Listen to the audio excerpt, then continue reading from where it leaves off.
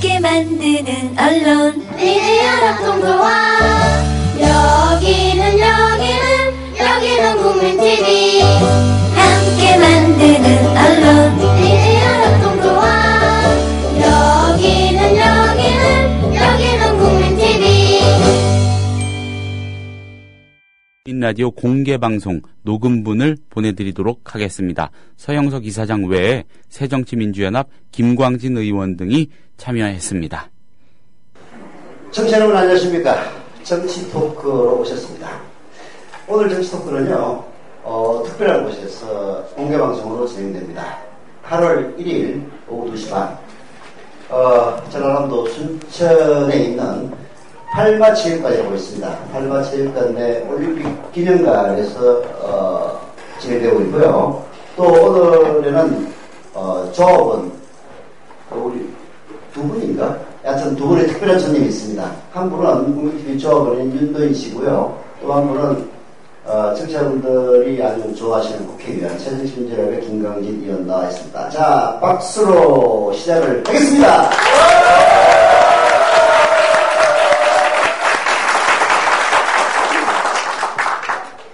자, 이 자리에 나오신 두 분, 아까 이제 이 방송에는 나오지 않았습니다만은 이 자리에 참여하신 조합원들에게는 소개가 됐는데요. 직접 자신의 입으로 듣는 소개 시간을 갖도록 하겠습니다. 먼저 정치토크에 출연하신 조합원 윤도인 씨, 도자 인자 윤도인 씨 자기소개 먼저 부탁드리겠습니다. 안녕하십니까. 전남 동구지의 여수조합원 윤도인이라고 합니다. 이런 자리에 처음 앉게 됐는데 밑에서는 긴장이 안 되는데 지금 상당히 긴장되고 있습니다. 아무튼 오늘 열심히 하겠고요. 저는 작년에 올 초에 정치를 그만뒀습니다. 그 마을 이장직을 맡고 있다가 올해 이렇게 그만뒀는데 이런 정치 토크에 나오게 돼서 상당히 뜻깊게 생각하고 팟캐스트 제가 많이 듣거든요. 근데 오늘 그 실력이 나올지 안 나올지 모르겠습니다. 그리고 이 자리에 있게 해준 우리 기범서 총무님 출연료가 나올 거라 이런 사기를 쳐가지고 제가 이 자리에 앉아 있는데 과연 이 토크가 끝나고 나서 이 통장에 입금이 되는지 안 되는지 확인을 하겠습니다. 아무튼 여러분 만나 뵙게 돼서 반갑습니다. 아니, 자기소개를 하라고 그랬더니 정견 발표를 하고 있습니다. 비올이고 그리고 지금 내가 하는 일은 이자로 두고뒀지만은 블루베리를 갖다가 지금 재배하고 있고 이런 얘기를 하셔야지 무슨 정견 발표를 하십니까? 저 했습니다.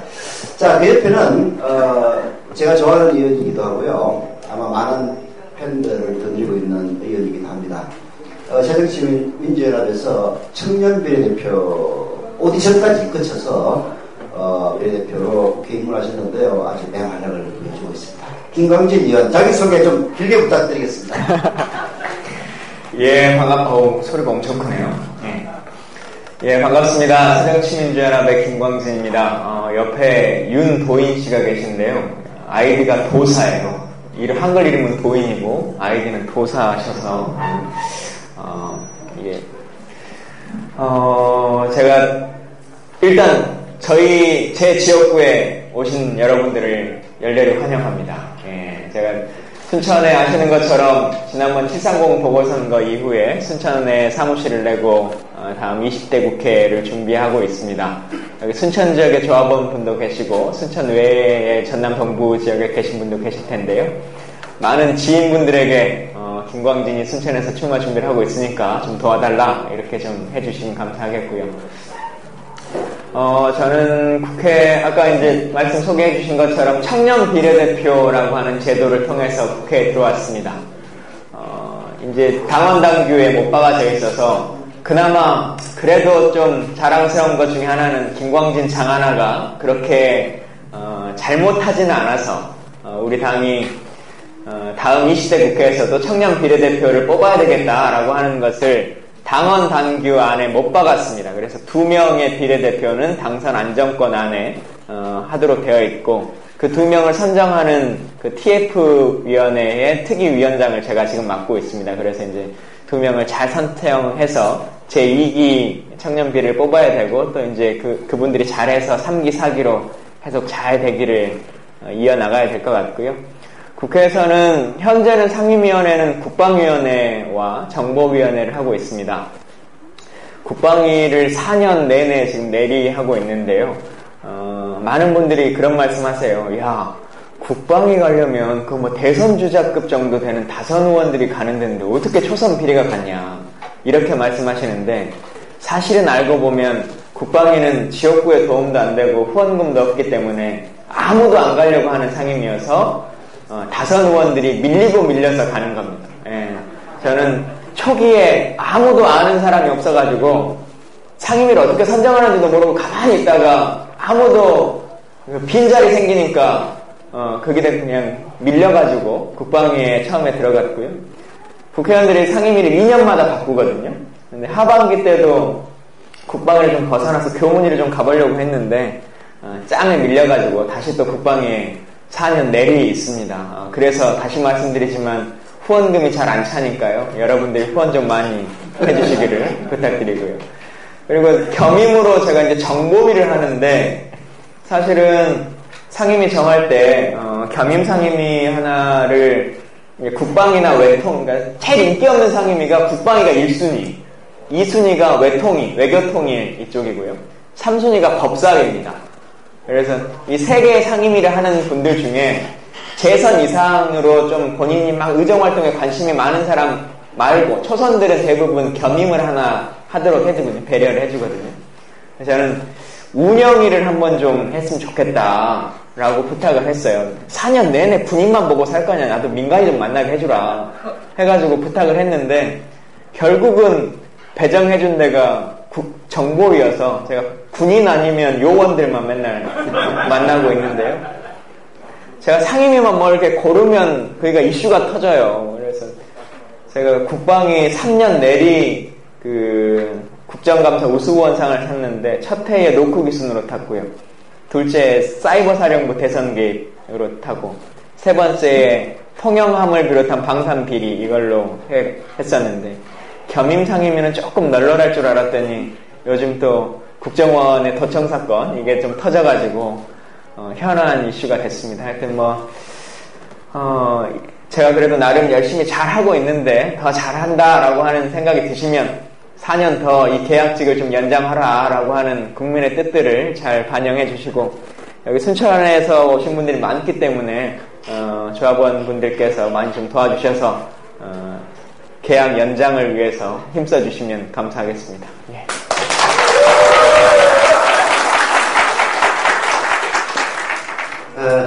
따뜻한 얘기하기 전에 재밌는 얘기부터 시작을 하죠.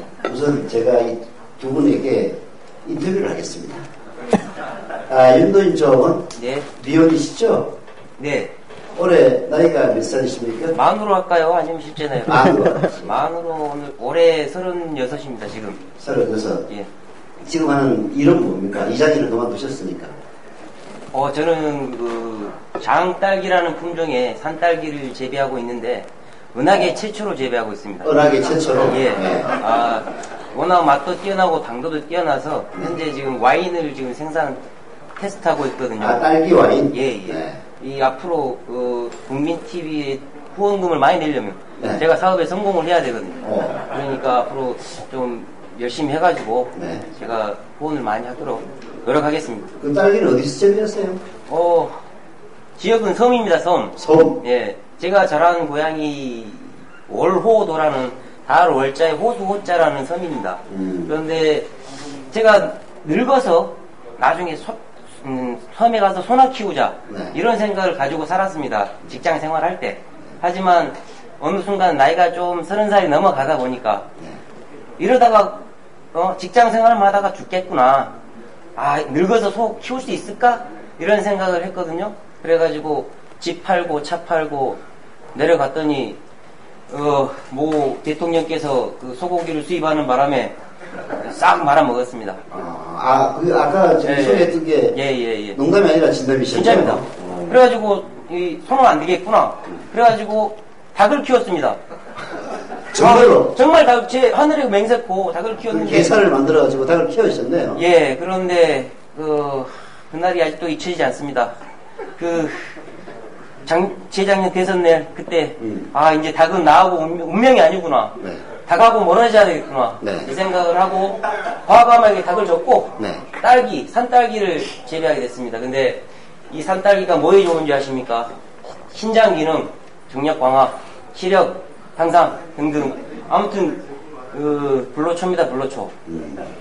제 인생이 지금 이렇게 역대 대통령과 이게 맞아떨어지고 있거든요. 네. 차기 대통령은 이 산딸기처럼 이 맛있고 향기나고 이 정력이 좋고 아무튼 그런 대통령이 나오길 이제 바랍니다.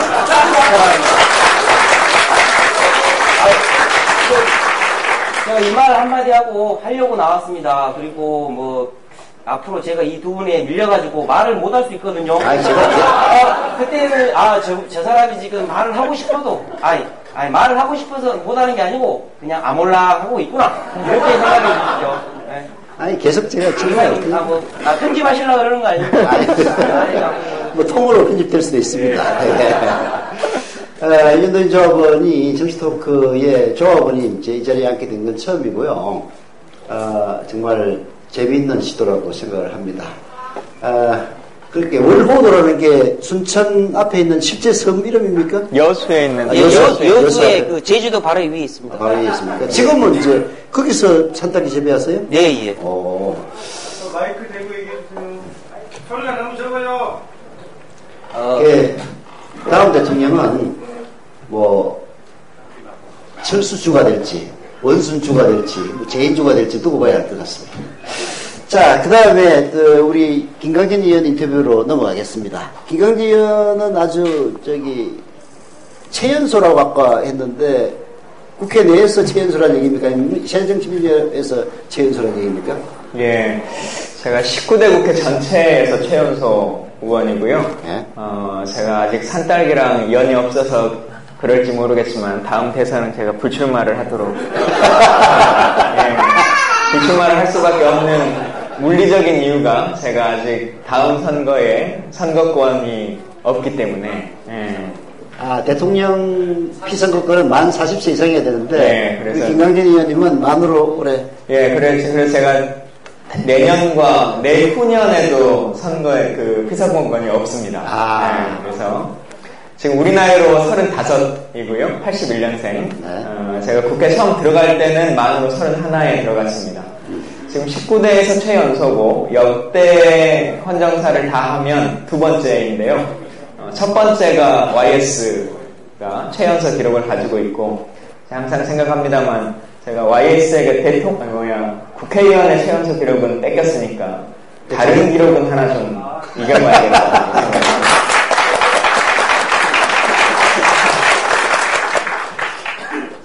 김강진 의원은 미혼은 아니시죠? 예, 저는 결혼했습니다. 최근에 하신 걸로 알고 있는데 1년 조금 넘었네요. 작년 4월 6일 날 했는데요. 예. 그 옆에 앉아있는 윤도인 조합원하고 뭐 다른 건 몰라도 미혼과 기혼에서 아주 우위는 정하신 것 같습니다. 왜 우리 윤도인 조합원은 아직 장가를 안 가셨죠? 왜 안 갔냐고 물어보시면 잘 모르겠고요. 일단은 못 간 거라고 하겠습니다. 아직 못 갔습니다. 안 간 게 아니고. 자, 우리 조합원들 윤도인 조합원이 장가갈 수 있도록 좀 많이 밀어주시길 부탁드리는 의미에서 박수 한번. 이 앰프가 좀 약한 것 같지 않습니까? 들리세요? 눈이 높아서 안 가실 건 아닌가? 네? 제 얘기는 잘 들리죠? 아니, 이 두 개는 잘 되는 것 같은데. 예. 자, 이제 우리 김강진 의원님이 순천에서 지역구에 지금 도전하신다고 하는데 이게 이제 정치를 잘 모르는 사람들은 뭐가 뭔지 모를 수도 있어요. 청년 비례대표라는데 또 지역이야 이렇게 얘기할 수도 있는데요. 대개 정치권의 관행이 그렇습니다. 비례대표 국회의원을 한번 하면요. 그 다음에 또 비례대표는 안 시켜줘요. 그래서 그 다음에는 이제 비례대표는 한번 했으니까 지역구로 출마하라라고 하는데 국회의원이 비례대표이라고 해서 지역구를 자기 마음대로 갈 수는 없습니다. 나중에 이제 당에서 경선도 거쳐야 되고 하는데 장래가 유망한 사람들은 미리 와서 이제 다지죠. 근데 우리 김강진 의원님은 고향이 순천이시죠? 제가 태어나기는 여수에서 태어났습니다. 여수시 서교동 575번지에서 태어났는데 태어나기만 했고 네. 살기는 순천에서 제가 초, 중고, 대학교, 군대, 대학원을 다 나왔고요. 그러면 고향이죠, 뭐. 예, 그렇죠. 근데 이게 선거법이 참 엄해가지고 네.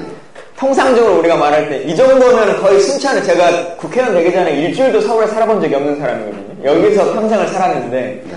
흔히 말할 때 순천에서 나고 자란 이 말을 해야 되잖아요. 네. 근데 나고를 못하는 거예요. 여수에서 났지만 순천에서 네. 살아. 이게 말이 좀 약간 좀 그런데. 제가 그래서 네. 국회의원 당선되고 저도 모르게 당선되는 날 여수에 현수막이 8개가 붙었어요. 여수 출신 국회의원 당선됐다고.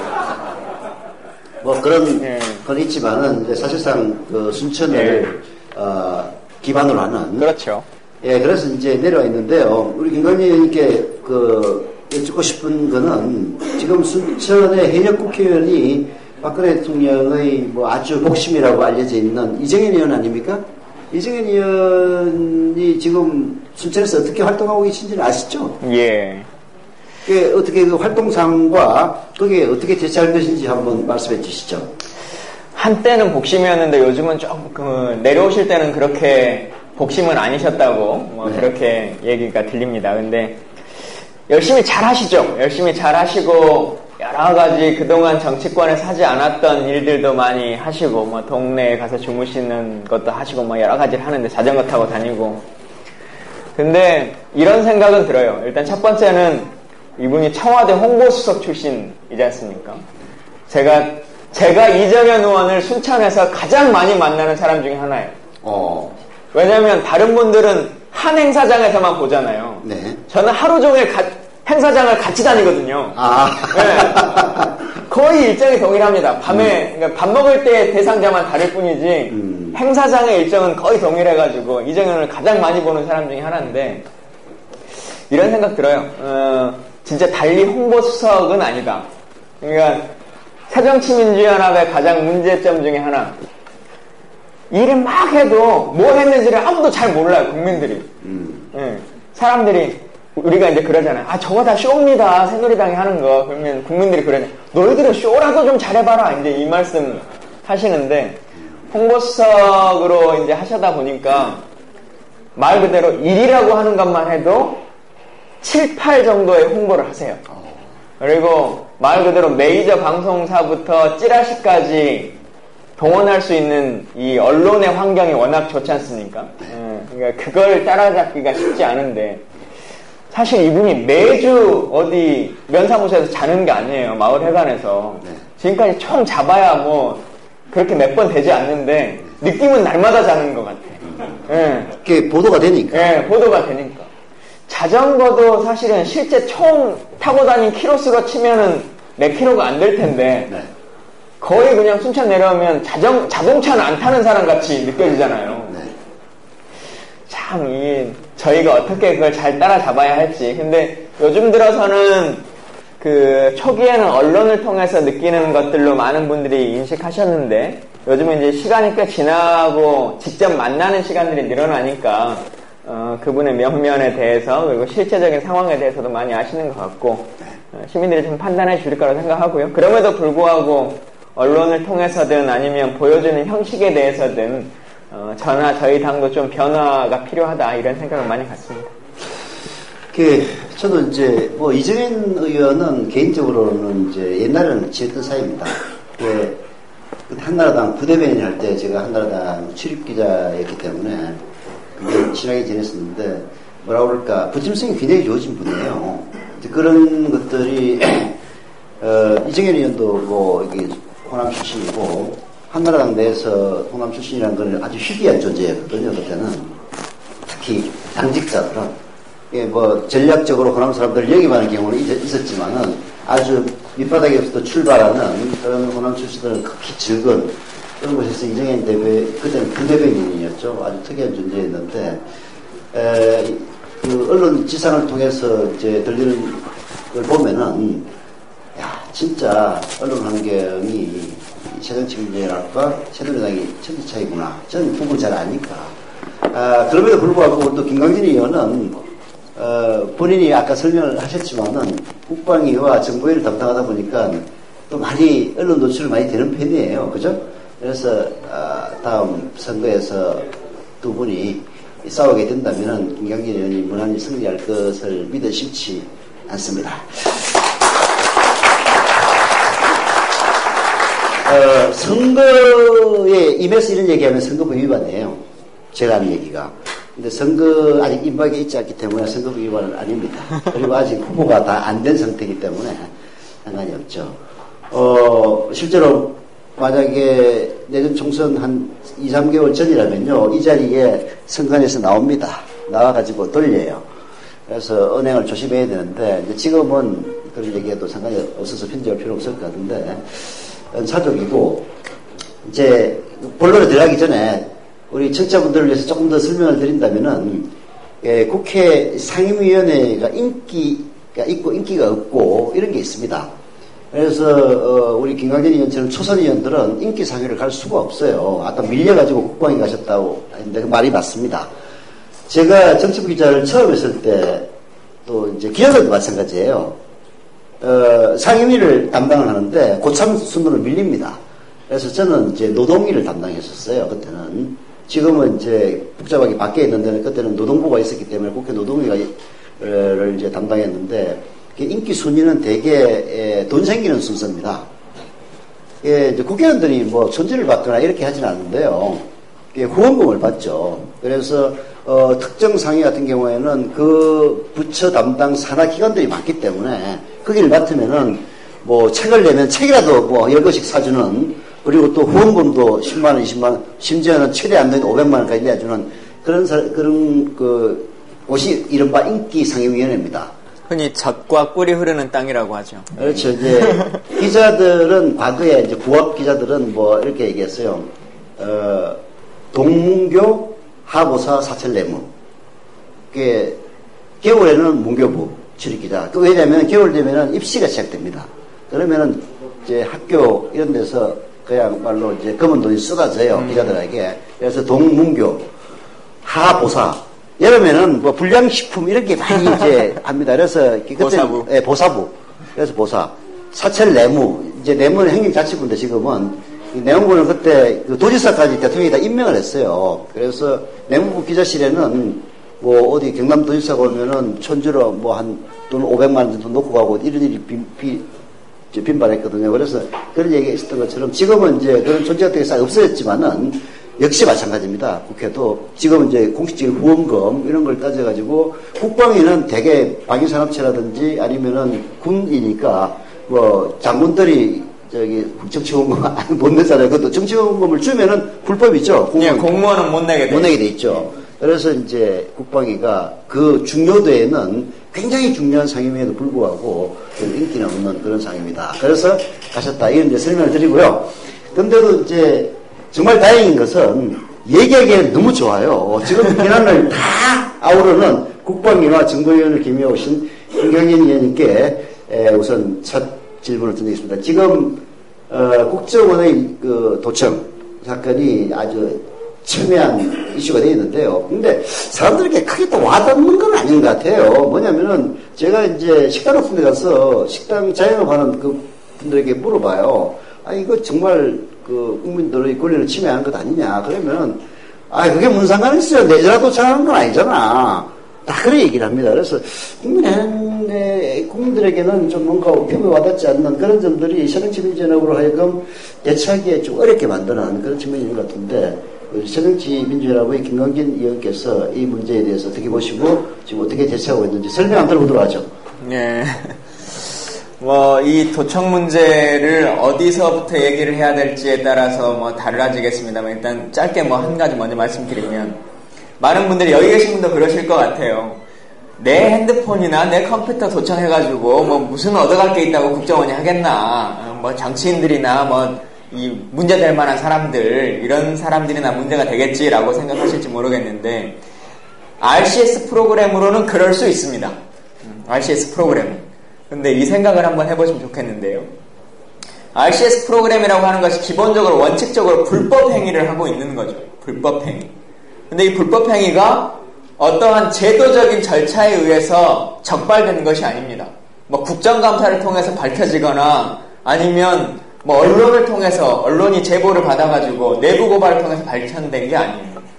해킹을 하는 일인데 그 해킹 회사가 해킹을 당해가지고 전 세계에 공개된 거거든요. 그러니까 그 회사가 해킹되지 않았으면 어느 누구도 RCS 프로그램이라고 하는 것 자체를 모르고 지나갔겠죠. 다시 말하면 RCS 프로그램 외에 국정원이 다른 어떤 일, 그러니까 말 그대로 여러분들의 컴퓨터와 여러분들의 핸드폰을 보고 있을 어떤 일들을 하고 있지 않다고 하는 것을 확신하실 수 있습니까? 그러지 못하는 거거든요.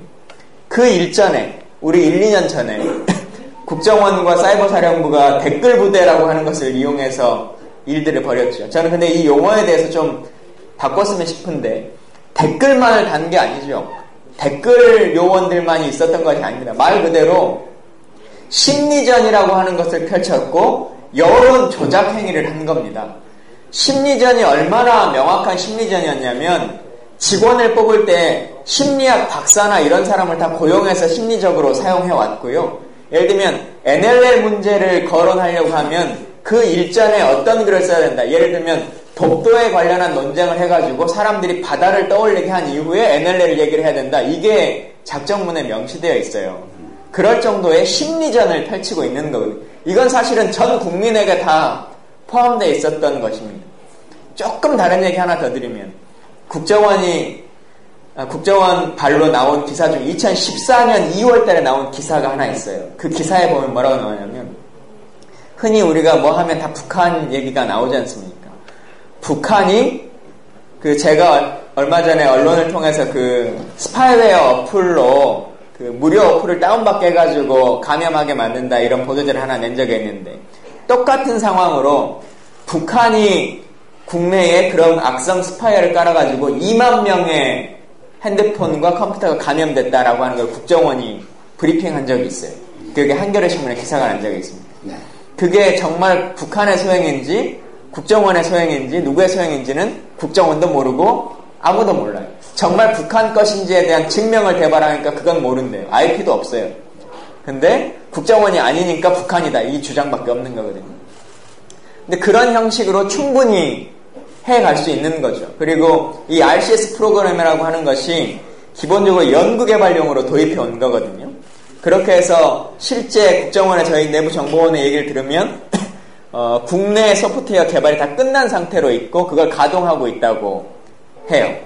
그러면 결국은 특정한 대상, 그러니까 회선을 사와서 하는 20회선, 30회선의 문제가 아니라 이미 이제는 프로그램화가 다 가능해서 수십 개, 수백 개의 회선이 가능한 범위 안에 있는 상태로 있는 거죠. 그래서 대상자가 누가 될지, 어느 정도 수준이 될지, RCS만의 문제일지는 누구도 모르는 상태로 지금 운영되고 있는 겁니다.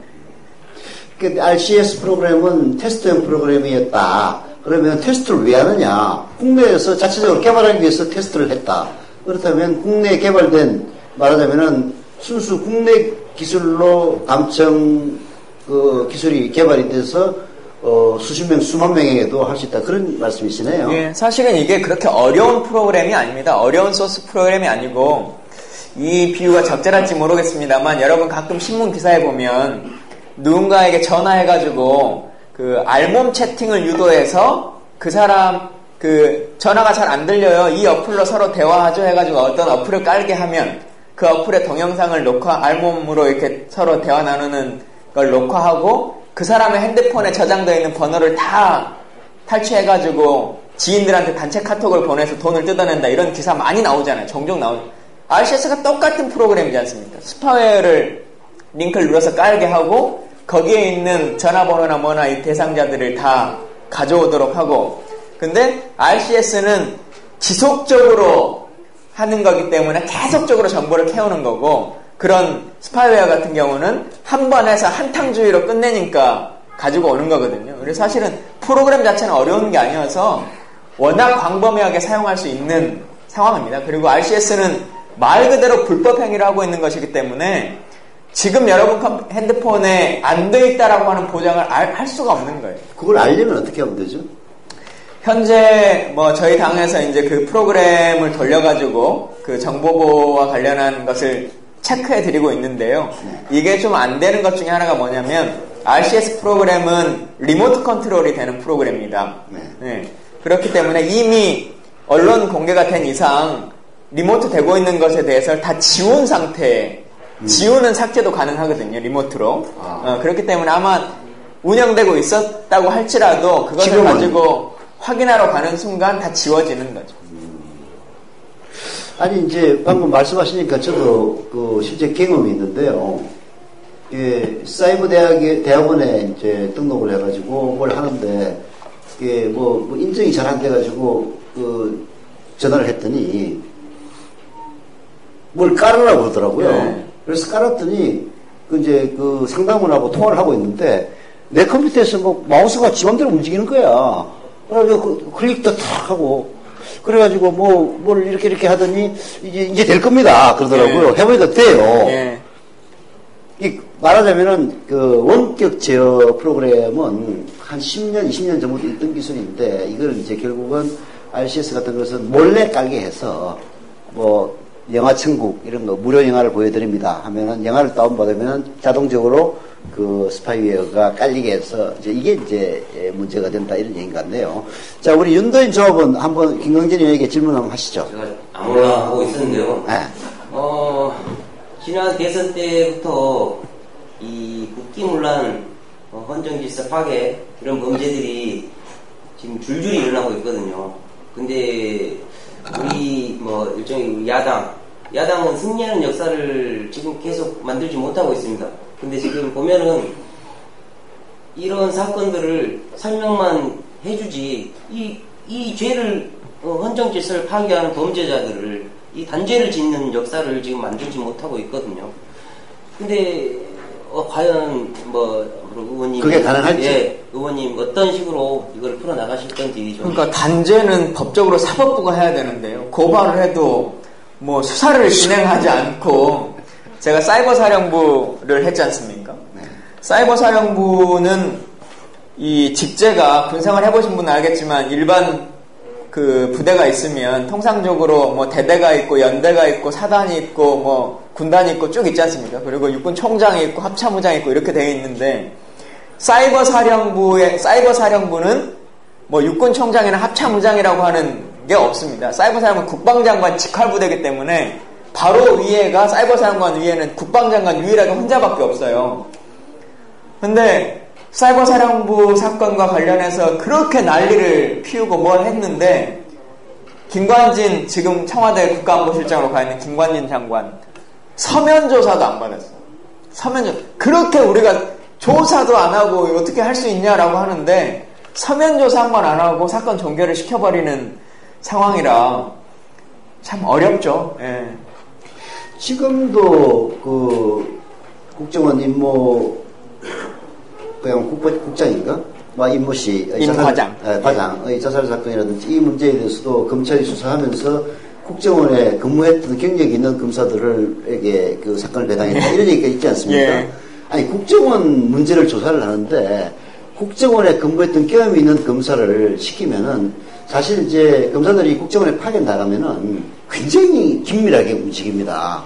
그야말로 게다가 아주 비밀의 이 업무에 종사하기 때문에 국정원의 에이전트 요원과 그 검사와는 아주 친밀해질 수밖에 없거든요. 그런 경험 있는 사람들을 야 니들이 그 국정원 근무한 경험이 있으니까 수사하는 게 사실 말이 안 되는 거거든요. 아마 그 김광진 의원의 얘기는 아무리 이걸 단죄하려고 해도 이 정권에서는 쉬운 일은 아니다 이런 얘기인 것 같아요. 그러니까 수사가 수사답게 이루어지는 게 거의 없지 않습니까? 말씀하신 임 과장 사망 사건, 자살 사건만 보더라도 말 그대로 이제 그 마티즈 차량 이것도 말 그대로 중요한 증거인데 사람이 죽었는데 사람 장례를 치르기도 전에 차부터 장례를 치르잖아요. 폐차를 시키잖아요. 이런 상황이 어디 있어요? 그리고 이 유서에 대해서도 유서가 이게 진짜인지 가짜인지 애매하다. 이게 유서인지 사유서인지 모르겠다. 이제 이런 막 말들도 있고 막 했는데 세상에 필적 감정, 사망을 했는데 필적 감정을 국가수가 하는 게 아니라 부인에게 물어봐서 필적 감정을 하는 수사 종결을 시키는 데가 어디 있습니까? 그렇죠. 네? 아니 사실 부부가 아니라도 남편 필적 몰라요. 네. 실제로 본인들 생각을 해보시면 아시지 않습니까? 남편 혹은 부인의 필적이 어떤 건지 아는 사람이 있습니까? 쉽지는 않은 얘기죠. 이 부분에서 네. 의혹 하나 제기해도 될까요? 네. 저는 그 부인이 국정원 직원이라고 생각합니다. 정말입니다. 왜냐하면 신고하고 몇 시간 후에 그 신고를 취소를 했거든요. 네. 그러고 난 다음에 하는 말이 남편이 가는 데가 있으니까 자기가 둘러보겠다 이런 식의 한마디로 기령을 받은 행동을 한 거죠. 그거는. 그러니까 그렇다고 해서 꼭 그런 이유로 이건 의혹입니다. 저는 그렇게 생각합니다. 직원이라는 등치는 성립하지는 않겠지만 그런 의혹 제기는 가능하겠네요. 하여튼 계속 말씀하시죠.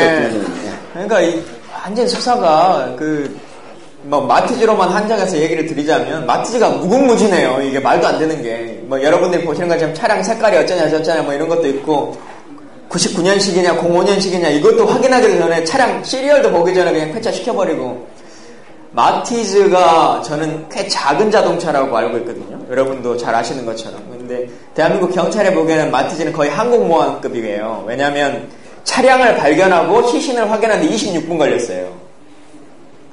차량을 발견하고 그 안에 앞자리에 앉는지 뒷자리에서 발견했는지 시신을 찾는데 26분의 시간이 소요됩니다. 네. 아니 마티즈에 사람이 죽어 있으면 문만 열면 알 수 있는데 26분이나 걸렸다면은 최소한 그 마티즈의 넓이가 한 1만 평방킬로미터는 돼야. 예, 그리고 처음에 발견했을 때는 앞자리에서 발견했는데 나중에 수사 결과 보고서는 뒷자리에서 죽었다 그러거든요. 예. 그래서 그럼 왜 이렇게 결과 보고서를 줬냐? 말이 되는 소리냐? 라고 했더니 그 수사 보고서가 잘못됐고 처음에 발견된 게 사람이 아니라 연탄, 번개탄이 발견된 위치를 써놓은 거다. 그걸 믿어달라 이렇게 하는 거예요. 그러면 119그 소방서가 갔으니까 갈 때 일반 자동차도 다 동영상 촬영을 다 하지 않습니까? 요즘 119가 가면. 네. 동영상 기록을 한번 보자 했더니 지금 그건 안 주고 있어요. 아직까지. 자료는 안 주고 있는 상태로 있고. 그러니까 진실이라고 하는 것이 어찌 보면 참 뻔한 건데 상식적인 건데 그걸 계속 이렇게 말을 바꾸고 저렇게 말을 바꾸고 하다 보니까 말도 안 되는 일들이 계속 반복되는 거죠. 저희 같은 그 일반 시민들은 또 한 가지 불안한 게 뭐냐면요. 지난 사이버 부정선거 때도 이런 식으로 구렁이 담 넘어가듯이 언론에서 물타기 해가지고 또 이만큼 시간을 끌었지 않습니까? 물론 이 사건도 마찬가지로 이런 식으로 해서 계속 시간 끌기 물타기 해가지고 또 롯데 사건 지금 이걸로 물타기 하지 않습니까? 그 뉴스 메인 타이틀에 세 꼭지 네 꼭지 이렇게 방송하더라고요 요즘에.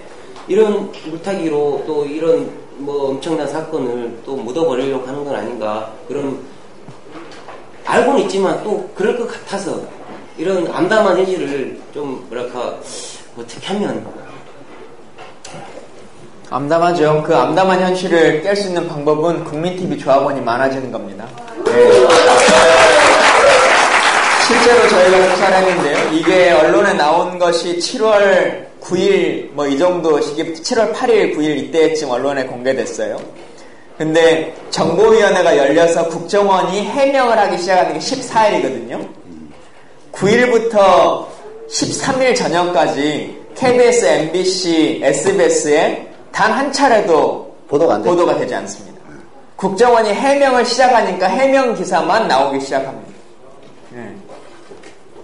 요즘 지상파가 그렇습니다. 네, 요즘 지상파는 거의 웬만한 종편보다 못한 상황이 돼가지고 종편은 보도는 해요. 예. 거꾸로 보도를 하긴 합니다만. 국민TV가 웬만한 지상파 혹은 종편 정도의 수준 정도라도 빨리 성장해 나가야 나라가 좀 거듭나지 않겠냐 그런 생각이네요. 예. 득담하셨으니까 또 우리 김광진 의원 같은 분들이 많이 국회에 진출하면은 바뀝니다. 예. 실제로.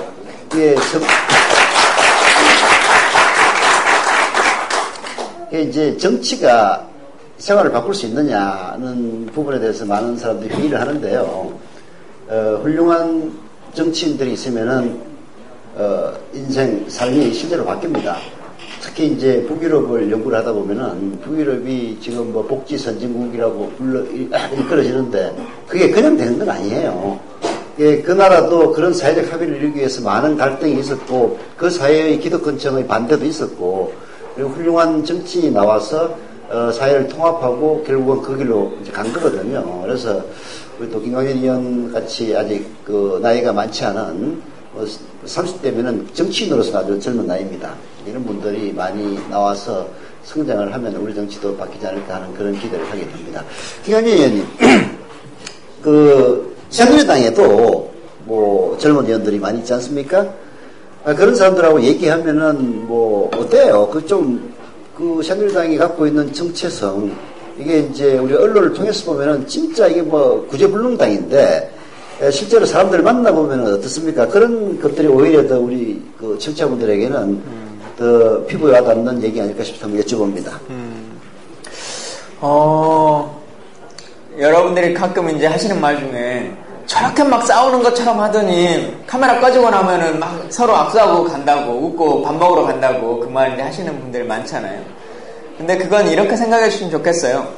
예를 들면 직장에서도, 어떤 직장에 다니시는 공간에서도 회의를 할 때 회의에서 입장이 다르면 치열하게 회의를 할 수 있습니다. 근데 그렇다고 해서 그 회의장 밖에 나와서도 서로 그냥 적대적으로만 사냐, 그러지는 않는 거거든요.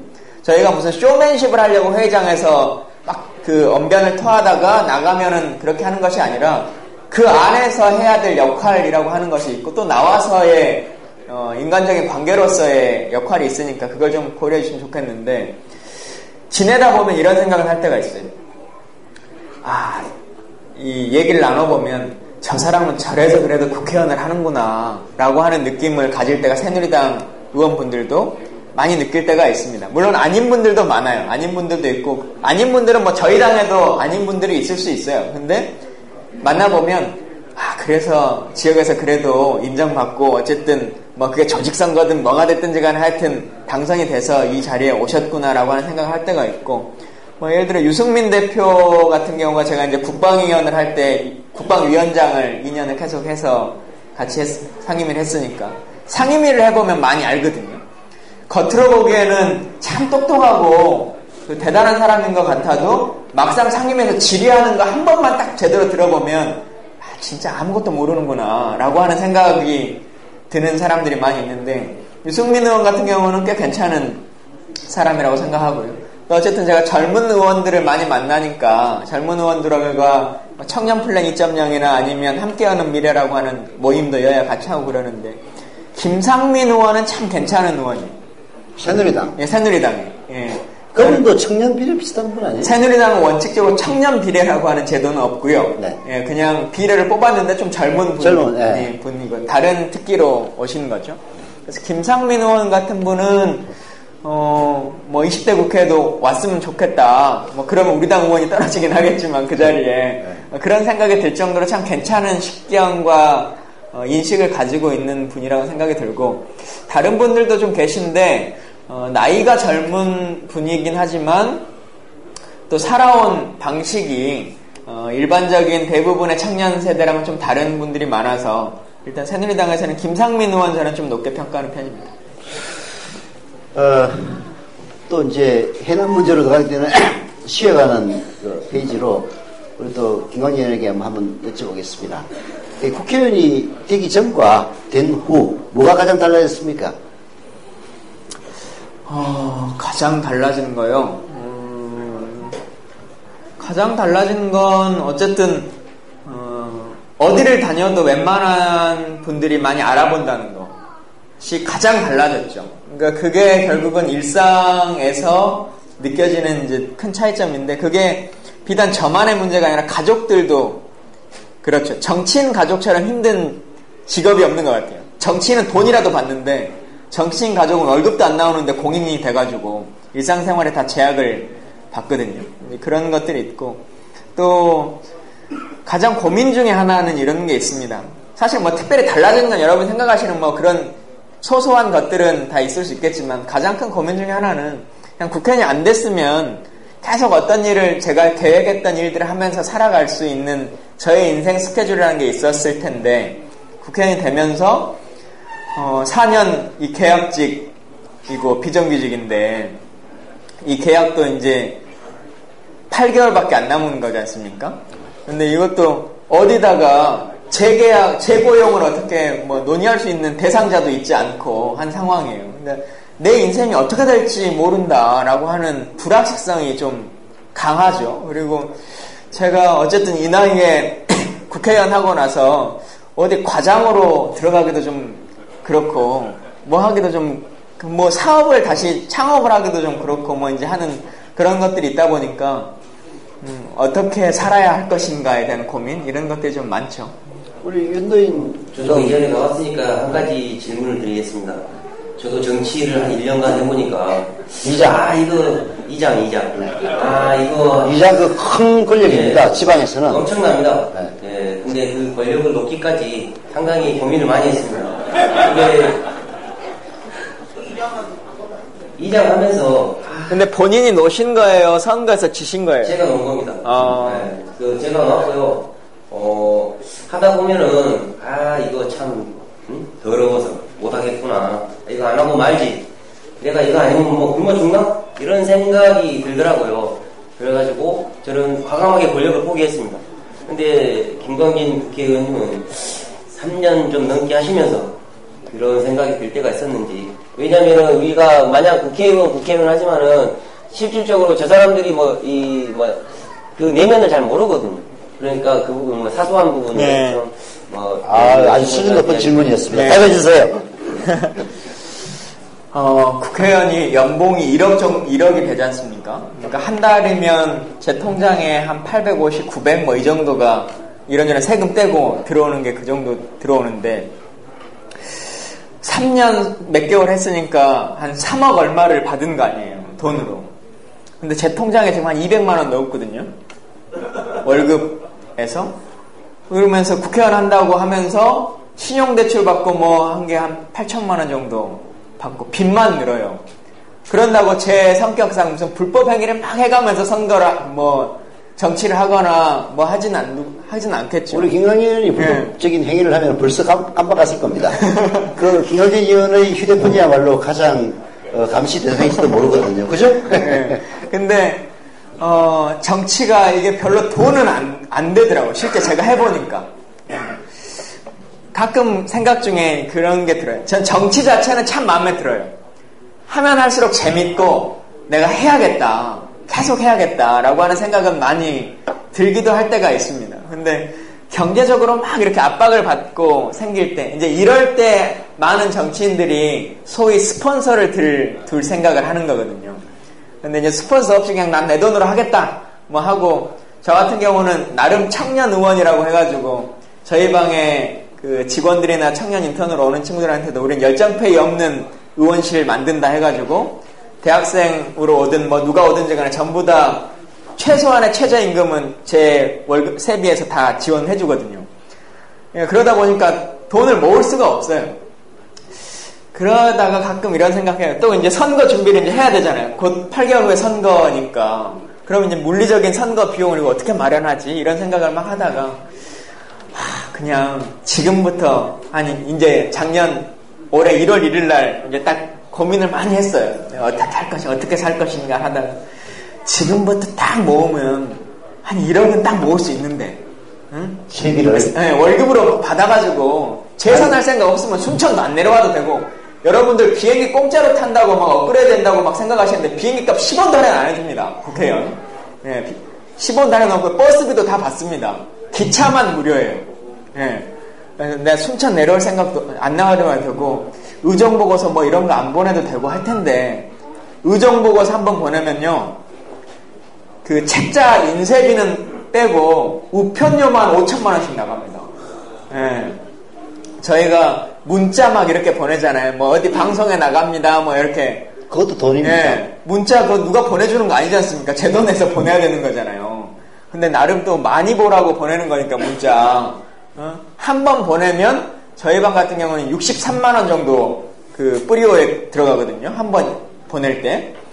그러니까 이것도 한 달에 몇 번 보내면 몇백만 원인 그렇죠. 거죠. 그래서 재선 그냥 하지 말고 딱 접고 1년 그냥 월급 모을까? 이 생각 할 때가 사실은 많았어요. 네. 근데 그러지 말자, 하자 해가지고 결국은 통장에 200만 원 지금 있습니다. 그것도 엊그제 20일 날 월급이 들어와서 그나마 200만 원 남아있는 상태로.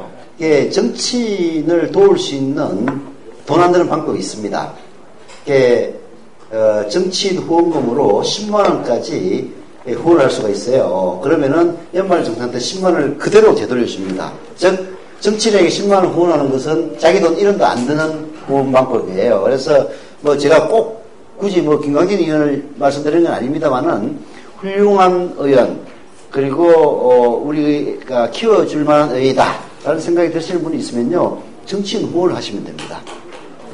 자, 김광진 의원에게도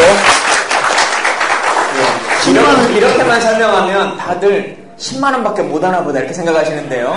500만 원까지도 할 수 있습니다. 네. 10만 원만 하는 건 아닙니다. 근데 다만 10만 원은 돌려주는 게 10만 원까지. 개인 후원의 경우에는 최대 500만 원까지 할 수 있습니다. 제 딸기가 잘 돼가지고 나중에 대통령 나오실 때 아. 그때 제가 확실하게 원하겠습니다. 알겠습니다. 예, 예. 네.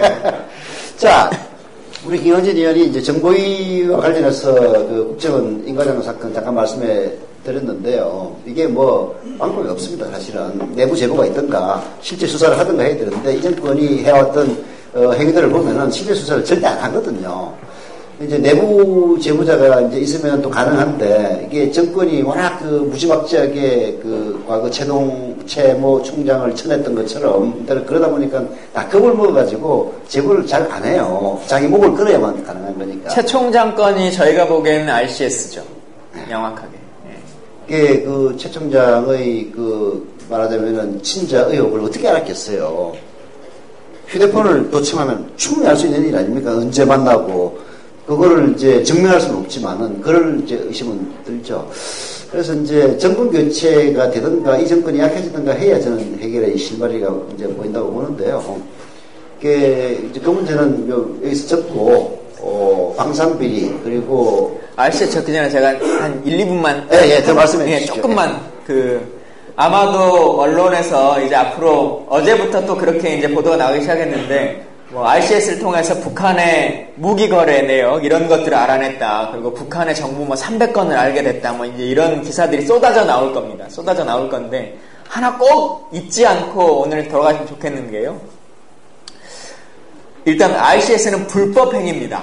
대한민국은 법적으로 도청과 감청이 인정되고 있는 나라예요. 법적으로. 필요하면 자국민일 경우에는 법원의 영장을 통해서 할 수 있도록 되어 있고요. 이 영장이 1년에 5,000건 이상 영장 발부가 됩니다. 이미 웬만한 범죄자나 범죄가 우려되는 상황일 땐 다 영장 처리가 되고요. 그리고 뭐 간첩이나 이럴 경우일 때는 영장으로 안 된다 그럴 경우에는 대통령의 서면 승인을 받도록 되어 있습니다. 근데 이 서면 승인은 건건도 아니에요. 4개월마다 한 번이든 뭐 6개월마다 한 번이든 받으면 돼요. 시급성이 있다 그러면 대통령의 사후 승인을 받도록도 되어 있습니다. 그래서 할 수 있는 법적인 테두리라는 게 정해져 있어요. 근데 이 RCS는 법적인 테두리를 넘어서 있는 상태고요. 제가 이 말씀을 드리는 건 법적인 테두리 안에서 지금 국정원이든 정보사령부든 777사령부든 기무사든 이 북한의 정보를 할 수 있는 이 도감청 시스템이 다 갖춰져 있고 이와 관련한 휴민트 시스템이 다 운영되고 있습니다. 1년에 이와 관련한 예산으로 수조 원의 예산을 사용해요. 실제적으로. 그래서 김정은이 어떻게 활동하고 있는지 김정은이 쓰러졌을 때 뭐 왼손으로 칫솔질을 했다 뭐 이런 것까지 전부 다 도감청이 되는 나라입니다. 근데 고작 이 3년에 걸쳐서 8억짜리 이 RCS 시스템이 없으면 국가 안보가 망한다 이런 말을 하는 것은 그동안 수조 원을 들여서 기무사와 국정원을 운영했던 것을 이 무의미하게 만드는 처사기 때문에 이거는 말도 안 되는 얘기의 물타기라고 하는 것을 명확히 알아주시면 좋겠고요. RCS를 통해서 얻어진 정보라고 하는 것도 결국은 다 지금 법적인 테두리 안에서의 도감청으로 얻어진 정보를 가지고 국민들에게 RCS를 통해서 한 거다라고 혼용하고 있는 거니까 그 부분을 놓치지 않고 언론을 통해서 봐주시면 좋겠습니다. 자, 오늘 8월 1일 오후는 전남 동부지역협의회에서 주최한 그 국민TV 지역조합원 순행사의 일환으로 윤도인 조합원과 그리고 순천에서 출마할 것으로 보이는 새정치민주연합 김광진 의원님을 모시고 정치 토크를 했습니다. 청취하신 청취자 여러분께 감사드리고요. 또 다음 지역에서 뵙기를 기대합니다. 감사합니다.